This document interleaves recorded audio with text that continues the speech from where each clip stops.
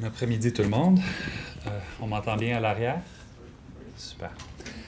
Jamais facile de passer après deux éminents collègues comme Jean-Sébastien et Serge. Je me permettrais de commencer en commentant l'affiche de mon association. Bon. Alors, on va rigoler 30 secondes, après ça, on va arrêter de rigoler. Comment dire? Par où commencer? Je pense malheureusement que la santé mentale, et plus particulièrement au Québec, la psychiatrie, les psychiatres se sont un peu fait instrumentaliser. Je pense qu'ils ont contribué au fait d'être instrumentalisés comme étant un peu l'espèce de bonhomme 7 heures, la légalisation, pour vraiment toujours être sollicité d'ailleurs. Puis j'ai été moi-même un peu victime de ça, c'est-à-dire appelé à commenter les questions touchant la légalisation, toujours avec cette même idée que dès qu'on parle de santé mentale, de cannabis, bien essentiellement, il faut avoir peur, puis il va arriver toutes sortes d'affaires de terribles, et puis il faut faire peur aux gens, puis c'est comme ça qu'on va régler les problèmes entourant la légalisation du cannabis. Et d'emblée, j'aimerais vous dire que je trouve ça extrêmement dommage. Dommage pour plein de raisons. Dommage, d'abord, de façon purement utilitaire sur le plan de la profession. Je pense que je pense que ça n'a pas servi à personne, toute cette saga dans les derniers mois. Et d'autre part, je suis convaincu, puis c'est un peu dans la ligne de ce que Jean-Sébastien a dit, que de souligner à trop gros traits ou d'exagérer en fait les risques associés à une substance, que ce soit le cannabis ou autre chose, peut même avoir des effets délétères contre-productifs. Cela étant dit, désolé mon ton sérieux cet après-midi, cela étant dit, je pense aussi que même si on peut rigoler de ça, puis en toute sincérité, probablement que pendant un week-end, je l'ai aussi fait, là, comme vous, mais je pense qu'il y a un risque de ne pas entendre ce dont c'est porteur, ça. Puis je pense que ce que ça traduit, c'est une inquiétude. Les psychiatres, évidemment, le crient haut et fort et à répétition et de toutes sortes de façons.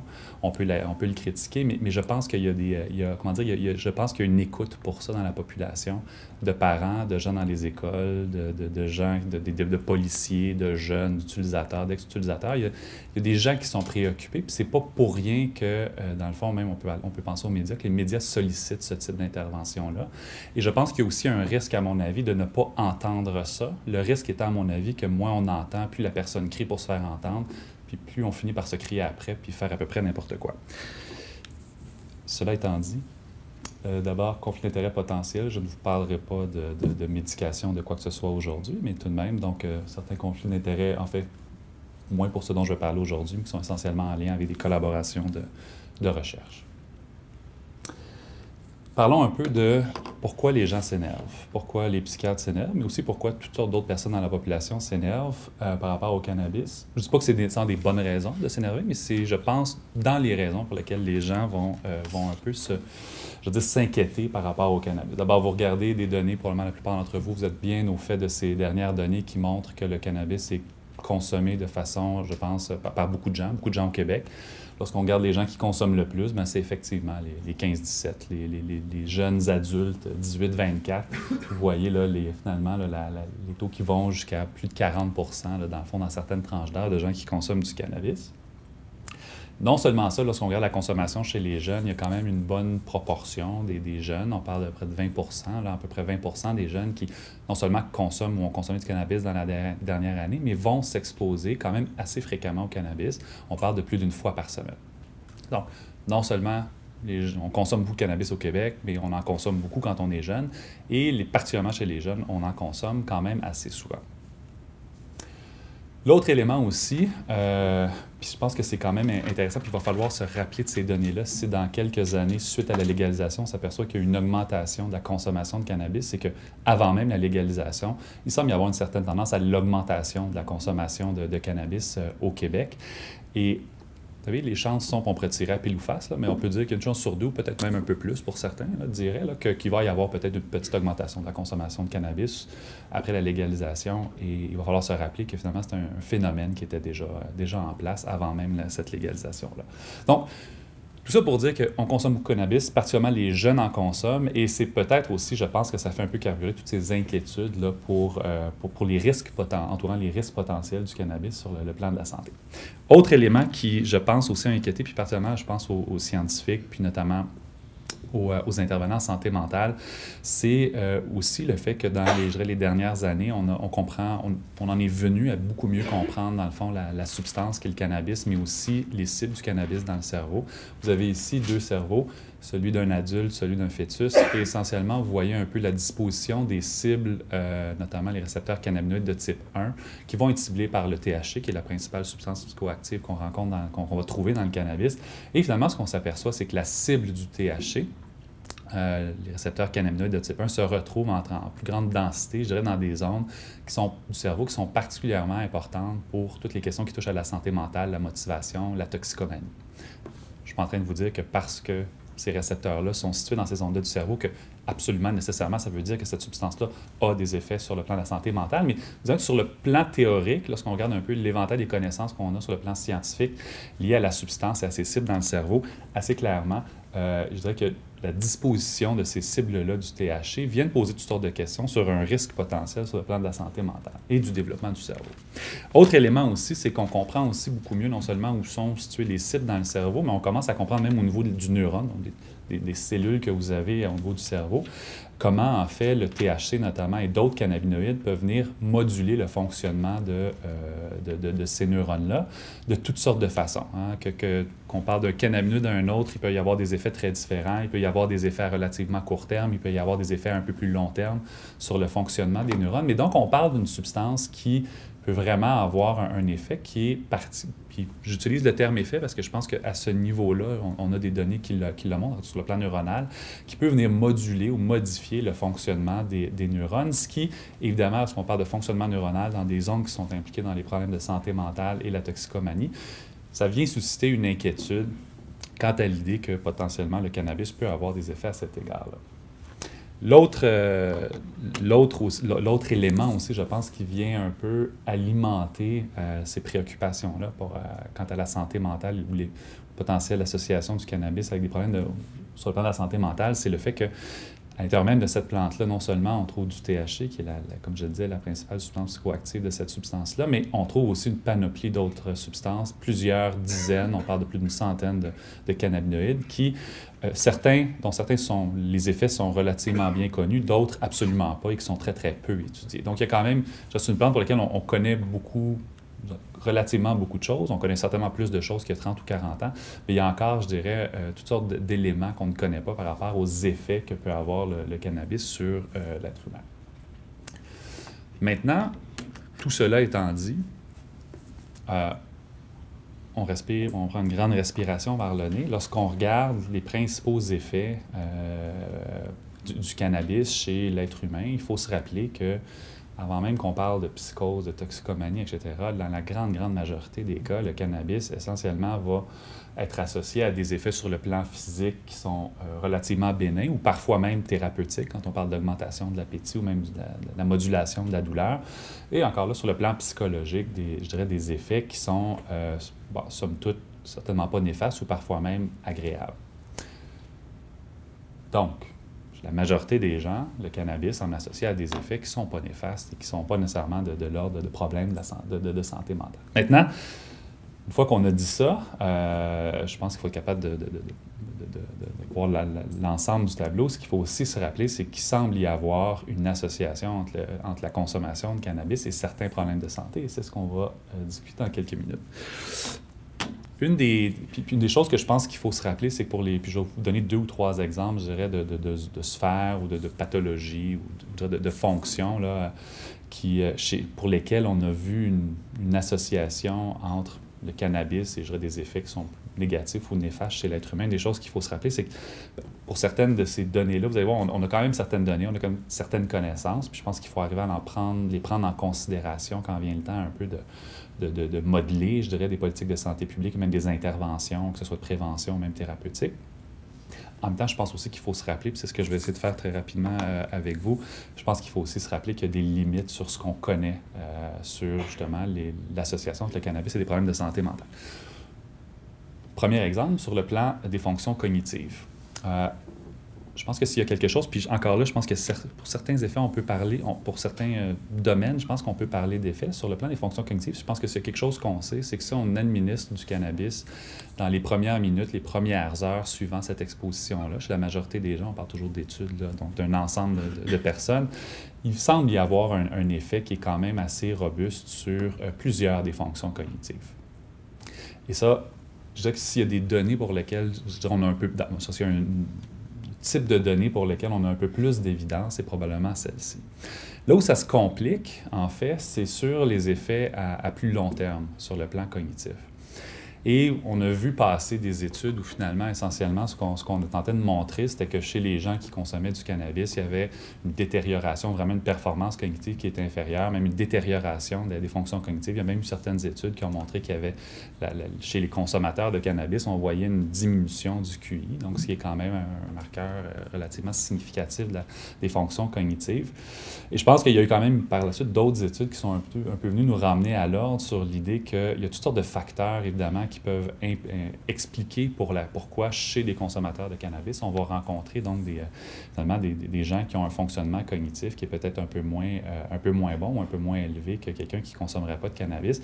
Des facteurs qui n'ont rien à voir avec nécessairement l'effet du cannabis en soi. Alors, je me permettrais, je pense, à ce stade-ci, de conclure que sur le plan des fonctions cognitives, oui, je pense qu'on a des évidences pour des effets qui sont à court terme sur la performance cognitive en cas d'intoxication aiguë. Mais pour ce qui est des effets à plus long terme, je pense qu'on est loin d'être capable d'avoir un consensus autour du fait que l'exposition au cannabis pourrait avoir un effet à très long terme. Pour ce qui est de la schizophrénie, on parle d'associations. C'est sûr qu'on parle d'associations qui ont été démontrées entre l'exposition au cannabis et le risque de développer une maladie psychotique. Il faut toujours être prudent quand on parle d'effets, comme le disait Jean-Sébastien. En même temps, je pense que dans le cas de la schizophrénie, des maladies psychotiques, on parle d'associations qui ont été montrées à répétition dans des études transversales, études longitudinales, où quand même, il semble y avoir de façon répétée, de façon assez robuste, de façon assez soutenue, une association entre le cannabis et finalement le risque de développer une schizophrénie. Maintenant, clairement, comme le dit Jean-Sébastien, c'est clairement pas tous les gens qui consomment du cannabis qui vont développer une maladie psychotique. Et je pense que là où ça devient beaucoup plus prometteur et je pense porteur sur le plan de la santé publique ou même de la façon de penser des politiques de santé publique, c'est d'essayer de réfléchir un peu, puis c'est un peu ce que la science a fait dans les dernières années, c'est de tenter un peu de déterminer chez qui ce risque-là est peut-être un peu plus significatif ou de qui on doit se préoccuper finalement. Et essentiellement, là, je pense qu'on en est rendu, bien honnêtement, c'est qu'il y a quand même quelques études à droite et à gauche qui ont montré certains facteurs au niveau de la personnalité, au niveau, par exemple, génétique, qui semblaient indiquer qu'une personne, par rapport à une autre, peut avoir un risque plus élevé de développer une maladie psychotique lorsqu'elle s'expose au cannabis, en plus de certains, probablement, profils de consommation précoce ou consommation plus intensive. Mais encore là, je pense que si l'association est assez robuste et démontrée à répétition, je pense qu'on n'a pas encore de très, très bons marqueurs pour nous permettre de dire cette personne-là, lorsqu'elle consomme du cannabis, clairement, elle va développer une maladie psychotique et l'autre va avoir plus de chances d'en développer une et cette autre personne aurait un moindre risque. Donc encore là, une association qui est quand même assez robuste, mais je pense des données qui sont malheureusement encore limitées à plusieurs égards. Pour ce qui est des troubles de l'anxiété, puis encore là, ça a été souvent amené, là, le cannabis peut amener des troubles anxieux, puis c'est une histoire qui est drôlement plus compliquée que ça. Oui, il y a certaines données qui semblent montrer une association entre le cannabis et certains troubles anxieux, par exemple le trouble panique, mais quiconque a travaillé un peu avec ou a rencontré ou a consommé du cannabis soi-même, c'est fort bien que le cannabis, oui, peut entraîner des réactions anxieuses, mais je dirais aussi, ou pour ne pas dire plus souvent, va avoir un effet anxiolytique, donc de diminution, effet de sentiment de relaxation, diminution de l'anxiété, etc. Et donc, je pense que sur le plan de l'anxiété, encore plus que même, je dirais, sur le plan de la schizophrénie, des fonctions cognitives, on a probablement affaire à une relation qui est extrêmement complexe entre le cannabis et l'anxiété, qui est probablement modulée par une panoplie d'autres facteurs, que ce soit évidemment le type de substance qu'on consomme, le pourcentage de THC, le pourcentage potentiellement de cannabidiol, le profil génétique de la personne, le profil de personnalité de la personne, l'expérience de la personne avec la substance. Et clairement, cette relation-là entre le cannabis et l'anxiété est pas mal plus complexe que simplement dire le cannabis cause des troubles anxieux. J'aime beaucoup c'est un schéma, puis bon, quiconque a fait un peu d'épidémiologie, là, c'est le genre de choses qu'on apprend assez précocement, je dirais, dans ces cours d'épidémiologie, mais je pense que c'est important, particulièrement dans le cas du cannabis. Puis le collègue Michael Linsky a écrit, je pense, un article intéressant là-dessus, mais pour nous rappeler finalement que lorsqu'on voit une association entre deux facteurs, il faut encore là prendre une grande respiration par le nez, faire preuve de beaucoup d'humilité. Il y a toutes sortes de choses qui peuvent expliquer que un comportement X est associé à une conséquence Y. Ça peut être qu'il n'y a aucune espèce de lien entre les deux puis qu'il y a un autre facteur qui va expliquer cette association-là. Ça peut même aller jusqu'à des fois, même l'inverse, c'est ce qu'on pense être la conséquence et finalement la cause du comportement qu'on est en train d'observer puis qu'on pense être un facteur de risque. Tout ça pour dire que ça prend, je pense, extrêmement beaucoup de rigueur. Ça demande évidemment beaucoup de recherche. Ça demande, pour répondre à des questions comme celle de comprendre l'association de cannabis et santé mentale, ça prend différentes études, ça prend différents échantillons, ça prend différentes tailles d'échantillons, ça prend différents groupes de recherche. Et je pense qu'il faut quand même faire preuve d'humilité lorsque vient le temps de sauter aux conclusions sur l'association entre le cannabis et la santé mentale. J'ai l'impression de souffler un peu le chaud et le froid, mais il faut faire preuve d'humilité. Il ne faut pas sauter aux conclusions. En même temps, je pense qu'il ne faut pas être aveugle à ce qui semble être des données qu'on remarque, qu'on note à répétition dans toutes sortes de devis, etc. Et pour voir qu'est-ce qu'on peut tirer comme leçon, justement, des données scientifiques qui sont disponibles sur le lien entre le cannabis et la santé mentale. Il y a une étude qui est loin d'être parfaite, mais qui regroupe en fait une panoplie d'études où on a observé, on a tenté de regarder en fait le lien entre le cannabis et le risque de développer une maladie psychotique.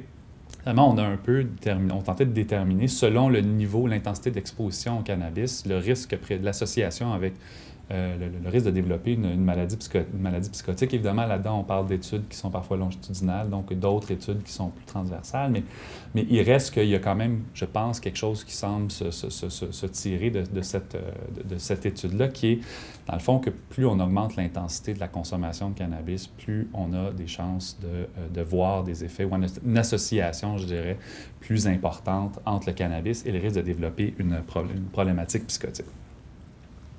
Autre élément aussi, puis ça on pourrait en parler très très longtemps, mais comme je le disais tantôt, le cannabis est une substance complexe. Le cannabis est une substance aussi qui se consomme de toutes sortes de façons. Et encore là, si on consomme cannabis numéro 1, on peut avoir affaire à une substance qui est complètement différente d'un autre échantillon de cannabis qu'on a ici, avec des effets qui sont parfois même inverses sur le plan comportemental. Je pense que là, c'est une des choses aussi qui semble... Encore là, on n'a pas certainement de consensus et toutes les données pour ça, mais il semble quand même avoir des données assez robustes pour montrer que c'est essentiellement le THC est certainement une des substances des cannabinoïdes qui est associée à certains, je dirais, issues ou problématiques sur le plan de la santé mentale. La question au quiz étant de savoir est-ce qu'il y a un seuil de THC à partir duquel le cannabis est sécuritaire ou plus risqué. Je ne pense certainement pas qu'on a ces données-là, mais je pense qu'on a quand même des évidences directes ou indirectes qui semblent nous indiquer que plus on augmente le taux de THC, il semble y avoir une augmentation des risques de présenter certains effets délétères. Ce qui fait que lorsqu'on parle de cannabis et de toxicomanie, de cognition, de psychose, autres problèmes de santé mentale, je pense qu'il faut se rappeler que c'est compliqué. Même si on part avec la prémisse où il semble avoir une association entre le cannabis et la santé mentale, non seulement cette association-là peut même être de toutes sortes de nature, ça veut pas dire que le cannabis est impliqué dans la problématique de santé mentale, mais au-delà de ça, je dirais, je pense qu'il faut se rappeler qu'il y a toutes sortes de facteurs qui vont finalement faire en sorte que quelqu'un qui consomme du cannabis peut ou pas avoir ou vivre des effets néfastes sur le plan de la santé mentale. Puis je pense qu'il faut être extrêmement prudent de ne pas faire l'économie de la compréhension de ces facteurs-là. Je vais me permettre, puis ça va être un peu la nature des dernières diapos. Je pense d'ailleurs qu'une fois qu'on a dit que le cannabis semble associé à des problèmes de santé mentale, je pense que ce qui est beaucoup plus utile, c'est justement de comprendre ces facteurs-là pour mieux comprendre d'ailleurs chez qui, comment et de quelle façon le cannabis peut parfois entraîner des effets néfastes sur le plan de la santé. Est-ce qu'il y a des choses, encore là, est-ce qu'on a toutes les données idéales, parfaites pour tirer des conclusions? Non, mais est-ce qu'il y a des choses qui semblent, à ce stade-ci, se dégager de la littérature puis qu'à mon avis, on ne peut pas ignorer? Puis, je dirais, des profils de consommation qu'on pourrait tenter de vouloir éviter. D'abord, consommation précoce et intensive. Je pense qu'on commence à avoir quand même un certain nombre de données pour certaines issues où, finalement, ça semble démontrer, c'est que plus on commence à consommer jeune, puis si on consomme de façon très intensive, le risque d'avoir des problèmes de santé est plus important. La consommation par des personnes à haut risque d'effets néfastes, certainement que il semble y avoir des indications quand même que des personnes qui ont plusieurs facteurs de vulnérabilité sur le plan de la santé mentale, c'est un peu logique, mais je pense qu'il ne faut pas en faire abstraction. Quelqu'un a qui a des facteurs de vulnérabilité pour développer un problème de santé mentale et probablement plus de chances de vivre des effets néfastes de cette consommation-là. Et certainement qu'un produit où on rencontre des hauts taux ou avec des très hauts taux de THC est probablement un produit qui est associé aussi à un risque un peu plus élevé de voir des effets néfastes de cette substance-là chez certains individus.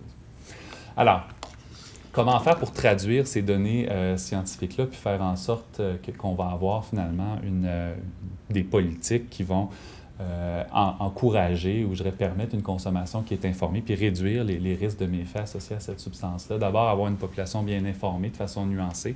Je pense que oui, il faut faire de la prévention, puis Jean-Sébastien en a parlé de façon très éloquente et certainement plus éloquente que je pourrais le faire, mais au-delà de la prévention, d'essayer d'avoir un impact, je pense que purement sur le plan éthique, sociétale, de façon très générale, je pense que c'est très souhaitable qu'on ait une population qui sache de quoi on parle quand on parle de cannabis, sans même avoir une optique de vouloir changer des comportements de quelconque façon que ce soit.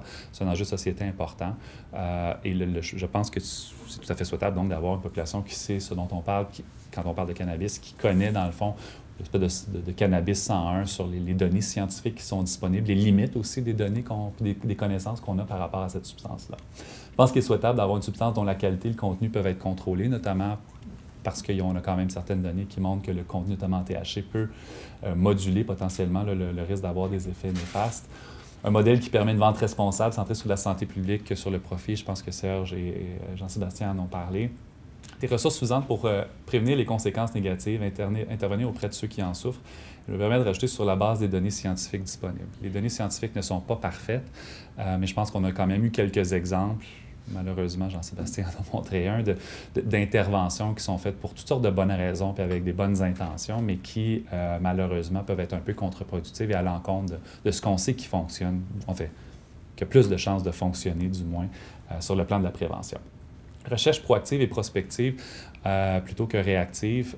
Puis là, je pense on a une occasion, puis je l'ai déjà nommé dans d'autres forums, mais je pense que justement, si on veut parvenir à répondre à ces inquiétudes-là, les inquiétudes qui pourraient même survenir suite à la légalisation, c'est extrêmement important d'avoir des données spécifiques chez les gens qui souffrent de santé mentale avant, mais aussi après la légalisation. L'inquiétude qu'on pourrait avoir, c'est que certainement, il va y avoir de superbes enquêtes, des sondages qui vont être faits pré-légalisation, post, on peut l'espérer. Mais malheureusement, souvent, ces enquêtes-là, parce qu'elles sont courtes et parce qu'elles sont, de toute façon, elles doivent représenter l'ensemble de la population, vont un peu manquer ou passer à côté des populations peut-être parfois plus vulnérables et particulièrement celles qui souffrent de problèmes de santé mentale. Et je pense que particulièrement compte tenu des inquiétudes que ça peut soulever et des doutes sur le plan scientifique, ça va être important d'avoir des données spécifiques dans cette population-là. Je m'arrêterai là-dessus, étant déjà hors cadre et hors temps.